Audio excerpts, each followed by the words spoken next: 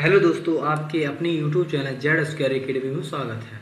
दोस्तों, ये है बीपीएससी शिक्षक भर्ती के लिए रफ्तार पब्लिकेशंस का प्रैक्टिस सेट, जिसमें कि दोस्तों हम लोग सामान्य अध्ययन के प्रश्नों को देख रहे थे। दोस्तों, 2 प्रैक्टिस सेट हो चुके हैं। ये आपका प्रैक्टिस सेट नंबर 3 है, जिससे कि दोस्तों हम लोग सामान्य अध्ययन के प्रश्नों को देखेंगे। तो दोस्तों चलिए चलते हैं बिना किसी देरी किए हुए हम लोग प्रैक्टिस सेट 3 से।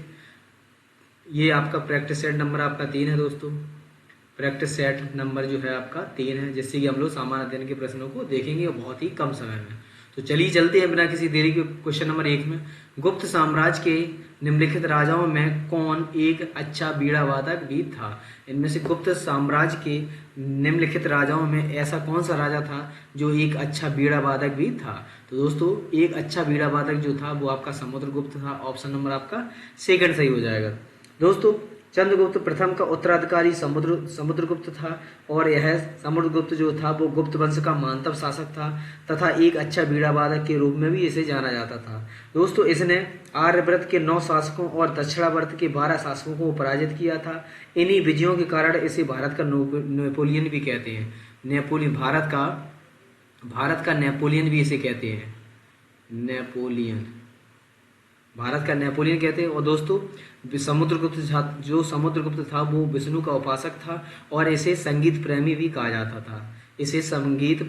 जाता था। और दोस्तों ऐसा अनुमान है कि सिक्कों पर उसे बीड़ा वादन करते हुए दिखाए जाने के कारण इसी कारण उसे दिखाया जाने लगा था। इस प्रकार ऑप्शन नंबर आपका पूछा था, एक अच्छा बीड़ा वादक भी था, तो वो था आपका समुद्रगुप्त। क्वेश्चन नंबर अगला देखते हैं सेकंड में।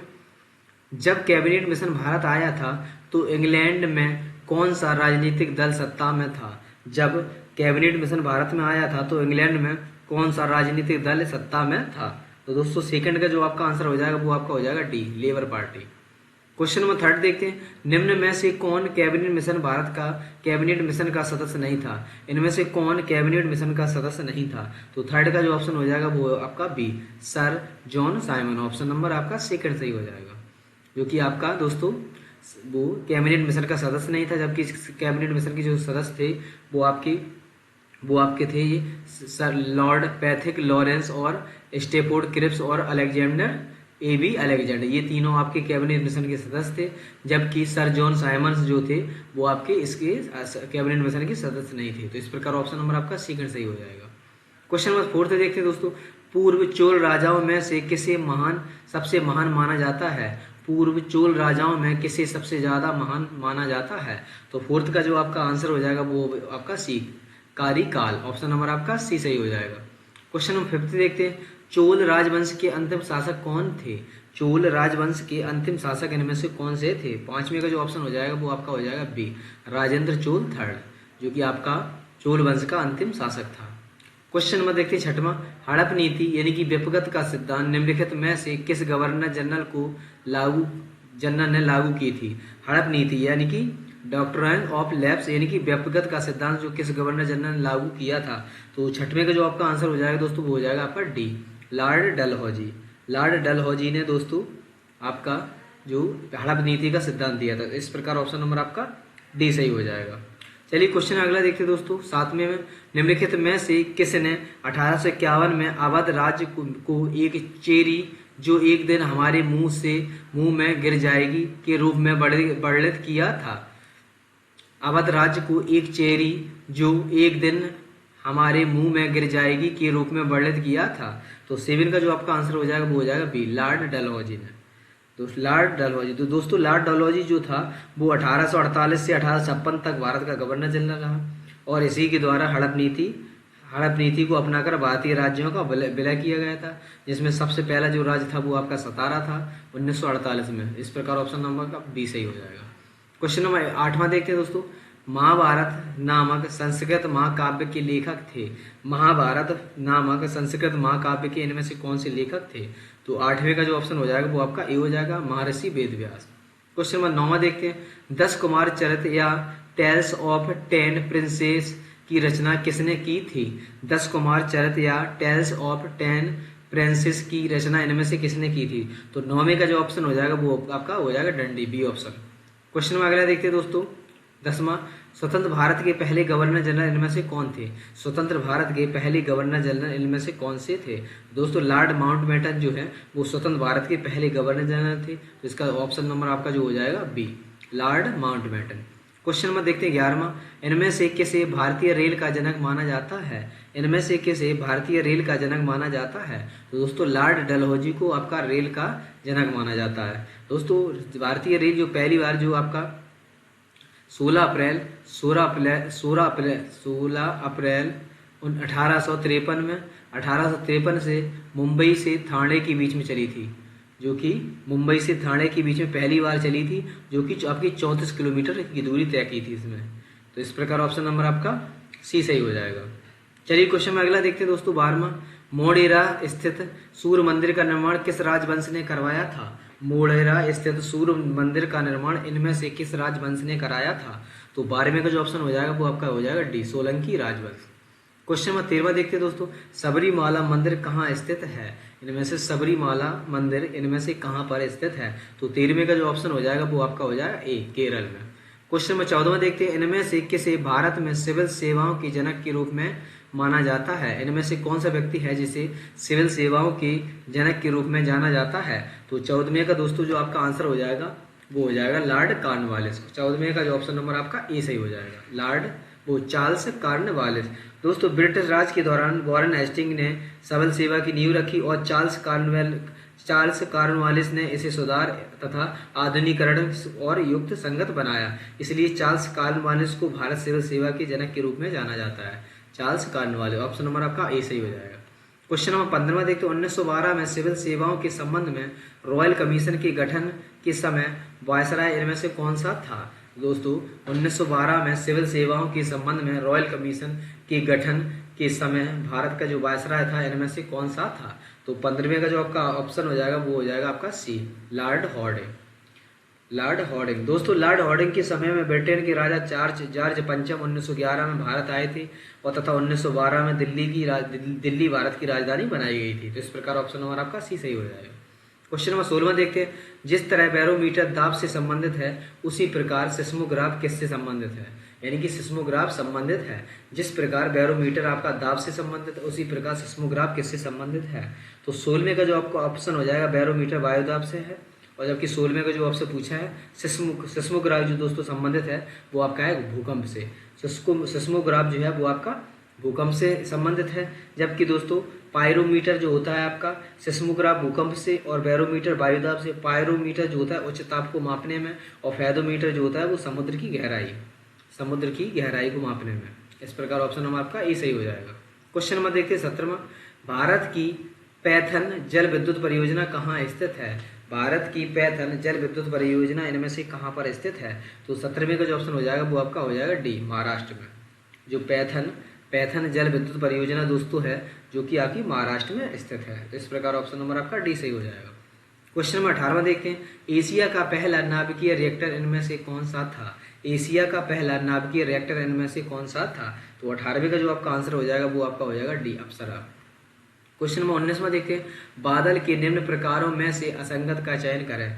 बादल के निम्न प्रकारों में से असंगत का चयन करें। तो 19वां से जो ऑप्शन हो जाएगा वो आपका हो जाएगा कपासी।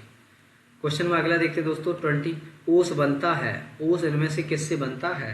तो 20 का जो ऑप्शन हो जाएगा दोस्तों जो ओस बनता है वो ठंडी सतह पर आर्द्र वायु के संघनित होने से। ऑप्शन नंबर आपका ए सही हो जाएगा। क्वेश्चन नंबर देखते हैं 21, काकरा पार परमाणु ऊर्जा स्टेशन इनमें से किस राज्य में स्थित है? काकरा पार परमाणु ऊर्जा संयंत्र इनमें से कहाँ पर स्थित है? तो 21 का जो आपका ऑप्शन हो जाएगा वो हो जाएगा सी, गुजरात में। क्वेश्चन नंबर अगला देखते हैं 22, IRCTC का पूर्ण रूप इनमें से कौन सा है? IRCTC का पूर्ण रूप इनमें से दोस्तों कौन सा है? तो 22 का जो आपका आंसर हो जाएगा वो हो जाएगा आपका C, Indian railway catering and tourism corporation. IRCTC Indian railway catering and tourism corporation. Option number आपका सी सही हो जाएगा। क्वेश्चन में देखते हैं 23, हमारे वातावरण में कितने प्रतिशत नाइट्रोजन है? हमारे वातावरण में इनमें से कितने प्रतिशत नाइट्रोजन है? तो 23 का जो ऑप्शन हो जाएगा वो हो जाएगा आपका ये 78%। क्वेश्चन नंबर 24 देखते हैं दोस्तों, बोर्नियो, जावा और सुमात्रा निम्नलिखित में से किस द्वीप समूह के द्वीप हैं? बोर्नियो, जावा और सुमात्रा इनमें से किस द्वीप समूह के द्वीप हैं? तो 24 का जो ऑप्शन हो जाएगा वो आपका डी सही हो जाएगा, Indonesia, option number D. Question number 25 देखते हैं दोस्तों, भारतीय राष्ट्रीय राजमार्ग प्राधिकरण NHIA की स्थापना किस वर्ष की गई थी?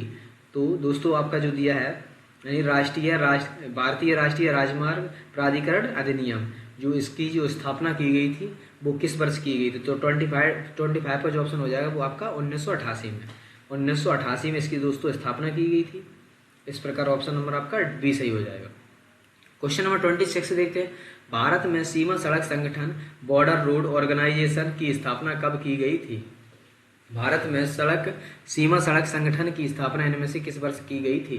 तो दोस्तों इसका जो आपका आंसर हो जाएगा वो आपका आंसर हो जाएगा 26 का जो आपका दोस्तों आंसर हो जाएगा वो आपका हो जाएगा ए, मई 1960 में। क्वेश्चन नंबर 27 देखते हो, तो प्राकृतिक तटबंध है, प्राकृतिक तटबंध इनमें से क्या है? तो 27 का जो आपका आंसर हो जाएगा वो हो जाएगा आपका नदी के निक्षेपण स्थल रूप, ऑप्शन नंबर आपका ए सही हो जाएगा। क्वेश्चन नंबर 28 देखते हैं, सार्वजनिक या निजी क्षेत्र का वर्गीकरण इस आधार पर किया जाता है? सार्वजनिक या निजी क्षेत्र का वर्गीकरण इस आधार पर किया जाता है? तो 28 का जो आपका ऑप्शन हो जाएगा वो हो जाएगा डी, स्वामित्व। क्वेश्चन नंबर 29 देखते हैं, इनमें से किस समिति का गठन बैंकिंग क्षेत्र में सुधार हेतु किया गया था? इनमें से किस समिति का गठन बैंकिंग क्षेत्र में सुधार हेतु किया गया था? तो 29 का जो ऑप्शन हो जाएगा वो आपका हो जाएगा सी, नरसिम्हन समिति, ऑप्शन नंबर आपका सी सही हो जाएगा। क्वेश्चन नंबर 30 देखते हैं दोस्तों, 1 रुपए के नोट पर किसके हस्ताक्षर होते हैं? 1 रुपए के नोट पर किसके हस्ताक्षर होते हैं? दोस्तों 1 रुपए पर जो हस्ताक्षर होते हैं वो आपके होते हैं केंद्रीय वित्त सचिव के, और यानी कि 30 का जो ऑप्शन हो जाएगा वो आपका हो जाएगा केंद्रीय वित्त सचिव, इसमें दिया मंत्री और केंद्रीय वित्त सचिव, ऑप्शन नंबर आपका डी सही हो जाएगा। तो इस प्रकार, जबकि दोस्तों जो आपके नोट पर होते हैं वो भारतीय रिजर्व बैंक के होते हैं, RBI के, और दोस्तों RBI की जो स्थापना होती है वो होती है 1 अप्रैल 1935 को, इसका जो राष्ट्रीयकरण होता है 1949 में। इस प्रकार ऑप्शन नंबर आपका डी सही हो जाएगा।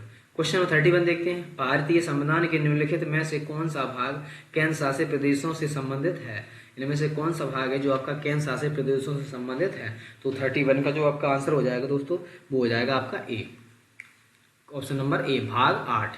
भाग 8 में दोस्तों भारतीय संविधान के भाग 8 में अनुच्छेद 239 से 242, आर्टिकल 239 से 242 के तहत 200 तक जो केंद्र शासित प्रदेश तथा प्रशासनिक व्यवस्था का प्रावधान है इसमें। क्वेश्चन नंबर देखते हैं 32 में देखते हैं, संघ सूची, राज्य सूची और संवर्ती सूची भारतीय संविधान की किस अनुसूची में शामिल है? तो 32 का जो आपका आंसर हो जाएगा वो हो जाएगा आपका बी, 7वीं अनुसूची में। क्वेश्चन नंबर 33 देखते हैं दोस्तों, नीति आयोग के पहले अध्यक्ष कौन थे? नीति आयोग के पहले अध्यक्ष इनमें से कौन से थे? तो 33 का जो ऑप्शन हो जाएगा वो आपका हो जाएगा डी, नरेंद्र मोदी। क्वेश्चन में अगला 34 देखते हैं दोस्तों, योजना आयोग प्लानिंग कमीशन के पहले अध्यक्ष इनमें से कौन से थे? योजना आयोग के पहले अध्यक्ष दोस्तों इनमें से कौन थे? तो 34 का जो आपका आंसर हो जाएगा वो हो जाएगा डी, जवाहरलाल नेहरू। दोस्तों योजना आयोग का जो गठन हुआ था वो हुआ था 1946 में, इसके जो केसी नियोगी समिति की संस्तुति के आधार पर 15 मार्च 1950 को एक गैर संवैधानिक एवं परामर्शदात्री के निकाय में इसे रूप में नियुक्त किया गया था। इस प्रकार ऑप्शन नंबर आपका डी सही हो जाएगा। योजना आयोग के पहले जो अध्यक्ष थे वो थे आपके पीटी नेहरू, यानी पंडित जवाहरलाल नेहरू। क्वेश्चन नंबर 35 देखते हो दोस्तों, किस अनुच्छेद के अंतर्गत भारत के राष्ट्रपति मृत्युदंड की सजा पाए हुए व्यक्ति को क्षमा या फांसी स्थगित या सजा में कमी कर सकते हैं? तो ये कौन सा आर्टिकल है? तो 35 का जो ऑप्शन हो जाएगा वो हो जाएगा डी, यानी कि आर्टिकल 72 में। दोस्तों आर्टिकल 72 के अंतर्गत राष्ट्रपति को किसी भी अपराध के लिए दोषी ठहराए गए व्यक्ति को दंड को क्षमता करने तथा उसका प्रतिलंबन, प्रतिहार और लघुकरण को शक्ति प्रदान है। जबकि दोस्तों आर्टिकल 161 भी इम्पोर्टेंट है। 161 के तहत जो अंतर्गत इसके राज्यपाल को क्षमादान की शक्ति प्राप्त है। राज्यपाल किसी व्यक्ति की वो क्षमादान, यानी कि किसी व्यक्ति को राज्यपाल क्षमादान की शक्ति प्रदान है इसमें 161 में राज्यपाल, जबकि 72 में राष्ट्रपति। क्वेश्चन नंबर 36 देखते हैं, निम्नलिखित में से कौन सा विषय समवर्ती सूची के अंतर्गत आता है। इनमें से कौन सा विषय जो कि आपका समवर्ती सूची के अंतर्गत आता है। तो 36 का जो 36 का जो आपका आंसर हो जाएगा वो आपका हो जाएगा ए, वन। वन जो दोस्तों हैं वो आपके जो समवर्ती सूची के दायरे में आते हैं। इस प्रकार ऑप्शन नंबर आपका ए सही हो जाएगा।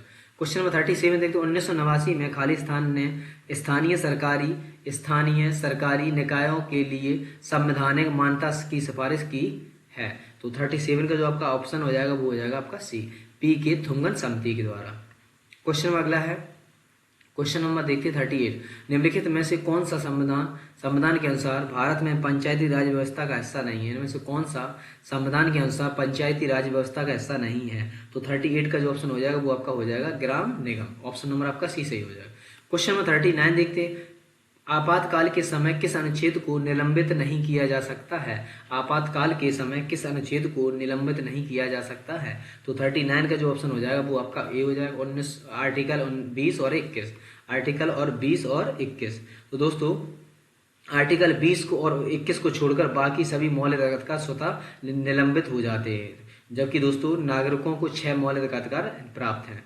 तो इस प्रकार ऑप्शन नंबर आपका जो 20 और 21 है जो कि आपकी निलंबित नहीं किए जा सकते। क्वेश्चन में देखते हैं जो कि 20 और 21 में दोस्तों जो ये है वो आपका जीने का अधिकार है, इससे संबंधित व्यक्ति को ये निलंबन नहीं किया जा सकता।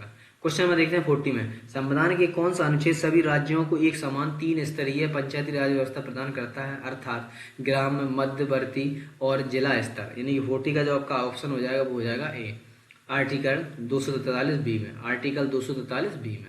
क्वेश्चन नंबर 41 देखते हैं, भारत उज्बेकिस्तान द्विवार्षिक सैन्य प्रशिक्षण अभ्यास डस्टलिक 2023 का आयोजन किस राज्य में किया जाएगा। भारत उज्बेकिस्तान द्विवर्षीय सैन्य प्रशिक्षण अभ्यास जो कि है डस्टलिक का जो आयोजन है वो किस राज्य में किया गया। तो 41 का जो ऑप्शन हो जाएगा वो आपका हो जाएगा डी, उत्तराखंड। क्वेश्चन नंबर 42 देखते हैं दोस्तों, एक विश्व प्रसिद्ध नर्तक और मोहिनी अट्टम प्रतिपादक का 22 फरवरी 2023 को निधन हो गया है। तो 42 का जो आपका आंसर हो जाएगा वो हो जाएगा सी। इसमें दिया है आपका सी, जो गलत दिया है इसमें दोस्तों कनक रेले, यानी कि सी ऑप्शन कनक रेले।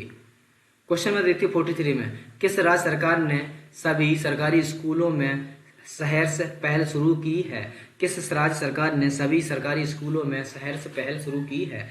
तो 43 का जो आपका ऑप्शन हो जाएगा दोस्तों, इसमें पूछा है आपसे सभी सरकारी स्कूलों में सहर्ष पहल शुरू जो की है वो आपकी है त्रिपुरा ने की है। ऑप्शन नंबर आपका बी सही हो जाएगा। क्वेश्चन में अगला देखते हैं दोस्तों 44 में, हर्बल लाइफ न्यूट्रिशन ने जनवरी 2023 में किसी पोषण प्रयोजक के रूप में नियुक्त किया है। तो 44 का जो ऑप्शन हो जाएगा वो आपका हो जाएगा डी, स्मृति मानधना। क्वेश्चन नंबर 45 देखते हैं, भारतीय अंतरिक्ष अनुसंधान इसरो जून जुलाई 2023 में कौन सा मिशन शुरू करेगा। तो 45 का जो ऑप्शन हो जाएगा वो हो जाएगा आपका D, Aditya L1, Aditya L1। Question number अगला देखते हैं दोस्तों, क्वेश्चन नंबर है आपका 46 में देखते हैं, पुनर्जागरण का केंद्र कहाँ स्थित है। पुनर्जागरण का केंद्र कहाँ पर है। तो 46 का जो ऑप्शन हो जाएगा वो आपका हो जाएगा डी, पुनर्जागरण का केंद्र इटली में है। क्वेश्चन नंबर देखते हैं 47, स्वाधीनता के पुत्र पुत्रियां नामक संस्था स्थापित की गई है। तो 47 का जो आपका ऑप्शन हो जाएगा वो हो जाएगा सी, अमेरिकी स्वतंत्रता संग्राम के दौरान। दोस्तों अमेरिकी स्वतंत्रता संग्राम के दौरान स्वाधीनता के पुत्र एवं पुत्री का नामक संगठन का निर्माण हुआ था। इस प्रकार ऑप्शन नंबर आपका सी सही हो जाएगा। क्वेश्चन नंबर 48 देखते हैं, फ्रांस में स्वतंत्रता दिवस किस तिथि को मनाया जाता है। फ्रांस में स्वतंत्रता दिवस इनमें से किस दिवस को मनाया जाता है। तो 48 का जो ऑप्शन हो जाएगा वो आपका भी हो जाएगा 14 जुलाई को। क्वेश्चन नंबर 49 देखते हैं, एक्वेरियम एक ऐसा पात्र है जिसमें जीवित मछलियां और जलीय पौधा को रखा जाता है। निम्न में से क्या एक्वेरियम के विषय में सही है। तो 49 का जो दो ऑप्शन हो जाए, यह मनुष्य द्वारा निर्मित पारिस्थितिकी तंत्र है। ऑप्शन नंबर आपका ए सही हो जाएगा। क्वेश्चन नंबर 50 देखते हैं दोस्तों, पशुओं की प्रजातियां ज्यादातर के कारण लुप्त प्राय हो रही हैं। पशुओं की प्रजातियां ज्यादातर किसके कारण लुप्त प्राय हो रही हैं। तो 50 का जो ऑप्शन हो जाएगा वो आपका हो जाएगा ए, आवास विखंडन के कारण। क्वेश्चन नंबर 51 देखते हैं, जीवों और पर्यावरण के बीच की अन्योन्य क्रिया के वैज्ञानिक विश्लेषण और अध्ययन को क्या कहा जाता है। तो 51 का जो आपका आंसर हो जाएगा वो आपका हो जाएगा ए, पारिस्थितिकी। ऑप्शन नंबर आपका ए। 52 देखते हैं, पौधों के विभिन्न अंग वनस्पतियां और जैविक अपशिष्ट कहलाते हैं।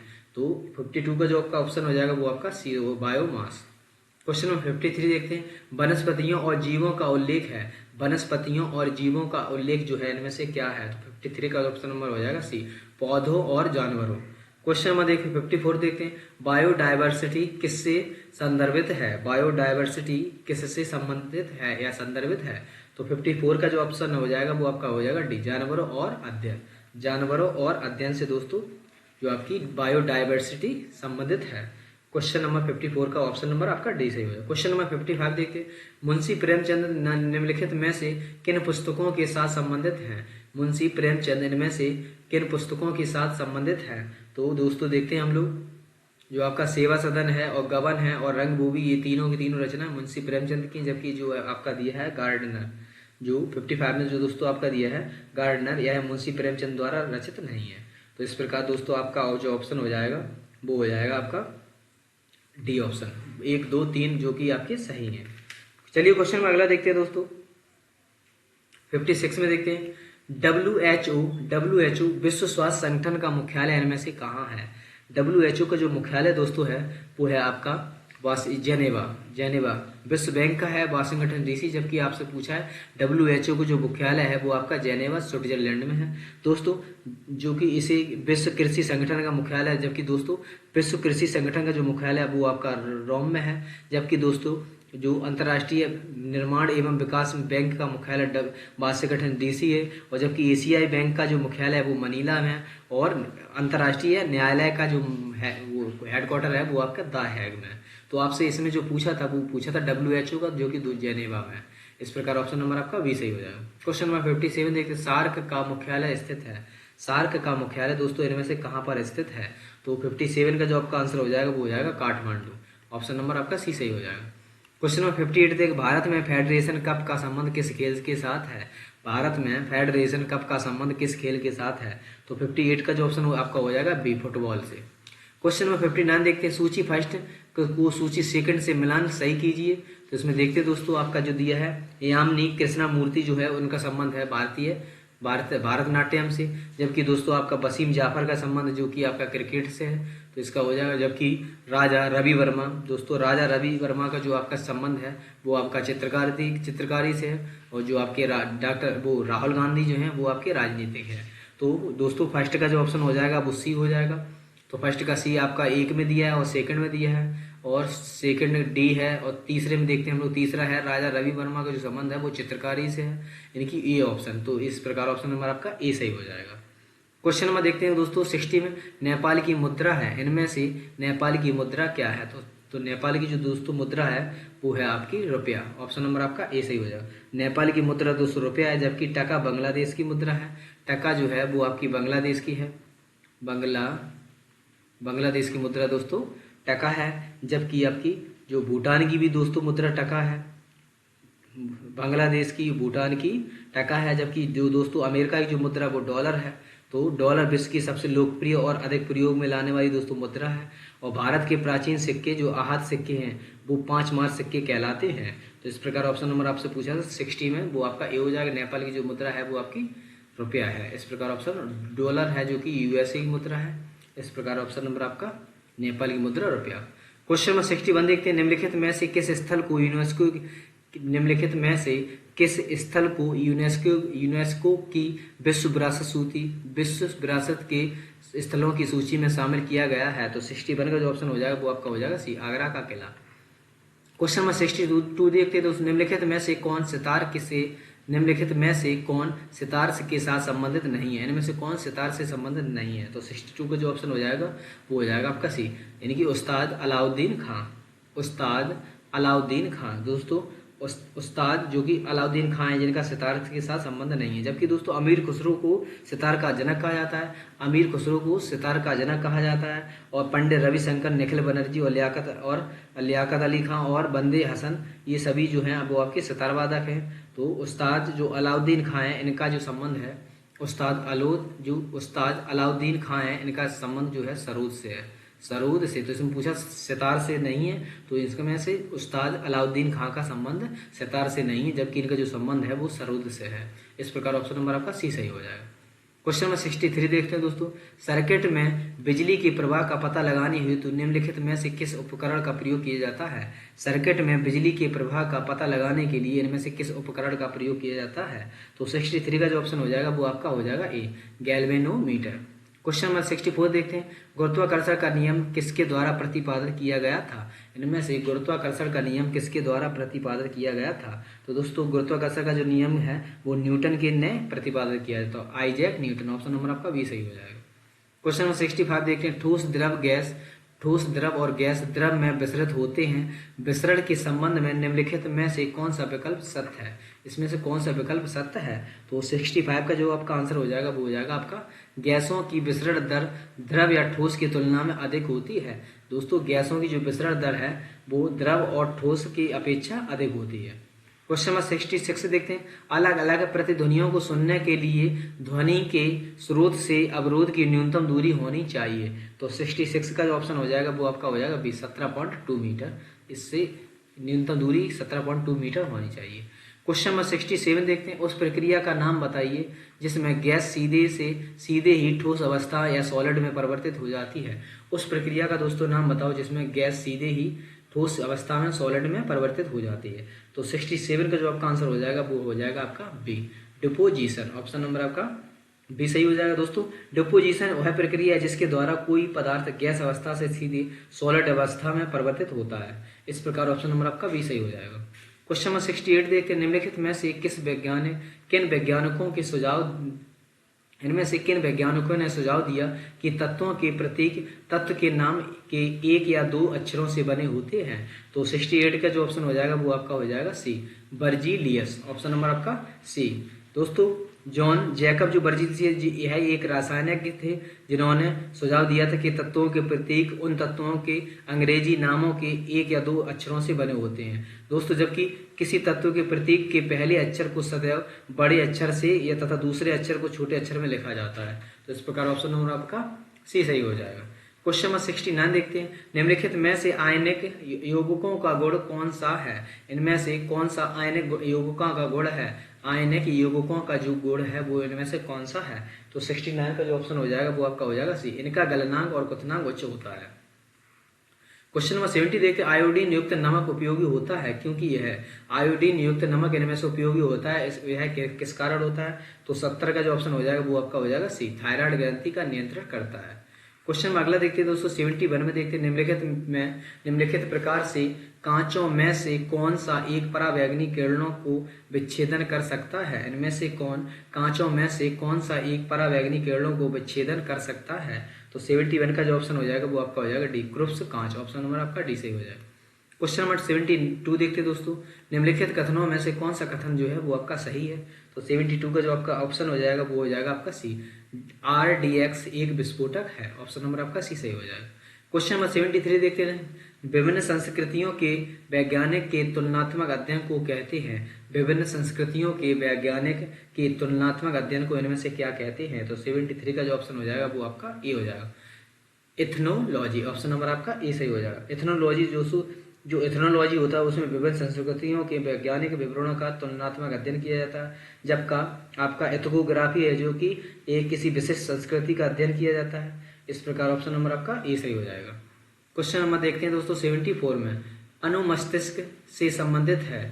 अनुमस्तिष्क जो है यानी कि सेरिबेलम जो है वो आपका किससे संबंधित है। तो 74 का जो ऑप्शन हो जाएगा वो आपका हो जाएगा डी, मांसपेशियों के घुमाव व नियंत्रण से। दोस्तों अनुमस्तिष्क मांसपेशियों के घुमाव व नियंत्रण से संबंधित है। और दोस्तों याददाश्त एवं सोचने की समझने की प्रक्रिया प्रमस्तिष्क से संबंधित होती है। प्रमस्तिष्क से जो संबंधित होती है, प्रमस्तिष्क की जो संबंधित होती है दोस्तों वो आपकी सोचने और समझने की से संबंधित होती है। इसी में दोस्तों भूख प्यास हाइपोथैलेमस से संबंधित है। जबकि भूख प्यास हाइपोथैलेमस से संबंधित है। सभी अनैच्छिक क्रियाएं मेडुला यानी कि ओब्लागेंटा से संबंधित हैं। तो इस प्रकार ऑप्शन 74 का जो पूछा है आपका अनुमस्तिष्क से संबंधित है वो आपकी मांसपेशियों के घुमाव व नियंत्रण से। क्वेश्चन नंबर 75 देखते हैं। बाइल का स्रोत है। इनमें से बाइल का स्रोत होता है। तो 75 का जो ऑप्शन हो जाएगा वो आपका भी हो जाएगा जिगर से। क्वेश्चन नंबर 76 देखते हैं दोस्तों। ऊर्जा उत्पादन के दौरान ग्लूकोज या पायरुवेट के विघटन में होता है। ऊर्जा उत्पादन के दौरान ग्लूकोज का पाइरूवेट में विघटित कहाँ होता है? तो 76 का जो आपका आंसर हो जाएगा वो हो जाएगा आपका सी, कोश का द्रव, option number C. Question number 77 देखते हैं दोस्तों। प्रोस्टेट ग्रंथि किसके किसके नीचे मौजूद है? प्रोस्टेट ग्रंथि इनमें से किसके नीचे मौजूद है? तो 77 का जो आपका ऑप्शन हो जाएगा वो हो जाएगा आपका ए, मूत्राशय। प्रोस्टेट जो ग्रंथि है वो एक छोटी ग्रंथि है जो कि आपकी मूत्राशय में पाया जाता है। यह ग्रंथि केवल पुरुषों में पाई जाती है।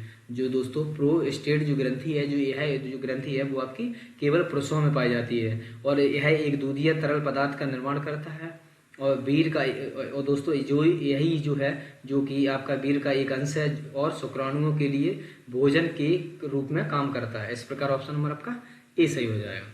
क्वेश्चन नंबर 78 देखते हैं। किस प्रकार के ऊतक में एक समान कार्य करने वाली विभिन्न प्रकार की कोशिकाएं होती हैं? किस प्रकार के ऊतक में एक समान कार्य करने वाली विभिन्न प्रकार की कोशिकाएं होती हैं? तो 78 का जो ऑप्शन हो जाएगा वो आपका हो जाएगा सी, मरिस्टेमेटिक ऊतक। मरिस्टेमेटिक ऊतक, ऑप्शन नंबर आपका सी सही हो जाएगा। क्वेश्चन नंबर 79 देखते हैं दोस्तों हम लोग। आधुनिक मनुष्य के हाल का पूर्वज है। आधुनिक मनुष्य के हाल का पूर्वज इनमें से कौन सा है? तो 79 का जो ऑप्शन हो जाएगा वो आपका हो जाएगा बी, क्रो-मैग्नोन मनुष्य। क्रो-मैग्नोन मनुष्य, ऑप्शन नंबर आपका बी सही हो जाएगा। क्वेश्चन नंबर 80 है जो कि आपका 200 सामान्य अध्ययन से जो क्वेश्चन जिसमें दिए थे, जो कि 80 दिए थे, जिसका लास्ट क्वेश्चन है। यौन प्रजनन में अभिभावक का योगदान खाली स्थान होता है। यौन प्रजनन में अभिभावक का जो योगदान होता है वो कितना होता है? उसके वंशाणु यानी कि जीन का 3/4, उसके वंशाणु का आधा भाग और उसके वंशाणु का 1/4 भाग और उसके सभी वंशाणु जो कि जीन से संबंधित होते हैं। तो 80 का जो ऑप्शन हो जाएगा वो आपका हो जाएगा दोस्तों बी, उसके वंशाणु यानी कि जीन का आधा भाग, ऑप्शन नंबर आपका बी सही हो जाएगा। दोस्तों ये थे आपके 80 प्रश्न जो कि सामान्य अध्ययन से संबंधित थे। दोस्तों आपको ये प्रैक्टिस अगर अच्छा लगे, अगर आपको थोड़ा भी प्रैक्टिस सेट अच्छा लगे तो प्लीज़ लाइक शेयर सब्सक्राइब जरूर करें और दोस्तों कमेंट सेक्शन में भी बताएं कि आपको ये प्रैक्टिस सेट कैसा लगा। तो दोस्तों मिलते हैं नेक्स्ट प्रैक्टिस सेट में, तब तक के लिए धन्यवाद।